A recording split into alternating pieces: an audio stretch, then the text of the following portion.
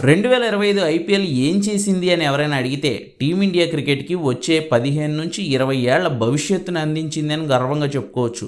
అంతమంది కుర్రాళ్ళు ఈసారి ఐపీఎల్ ద్వారా వెలుగులోకి వచ్చారు. మరి మొన్ననే 14 ఏళ్ల వైభవ్ సూర్యవంశీ రాజస్థాన్ తరపున బరిలోకి దిగి ఆడిన మొదటి బంతిని సిక్సర్ బాదితే, నిన్న చెన్నై తరపున 17 ఏళ్ల ఆయుష్ మాత్రే అరంగేట్రం చేసి ముంబై ఇండియన్స్ను పరుగులు పెట్టించాడు. ఎదుర్కొన్న మొదటి బంతిని జస్ట్ సింగిల్ తీసిన తర్వాత 3 బంతుల్లో శివతాండవం ఆడాడు.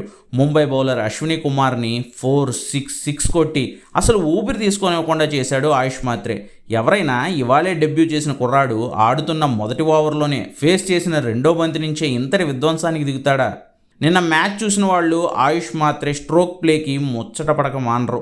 రోహిత్ శర్మ శైలిని పోలి ఉన్న స్టైల్తో పుల్ షాట్స్ ఆడుతూ సిక్సర్లు 4లు కొడుతూ ఆయుష్ మాత్రే ఆడిన ఆట అందరినీ ఆకట్టుకుంది.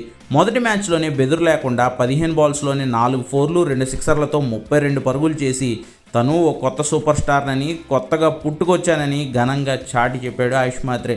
మ్యాచ్లో ముంబై గెలిచినా, చెన్నై ఓడిపోయినా కూడా ఈ లోకల్ ముంబై ఆటగాడు చెన్నై తరపున మరిన్ని ఛాన్స్లు అయితే ఖచ్చితంగా అందుకుంటాడని తెలుస్తోంది.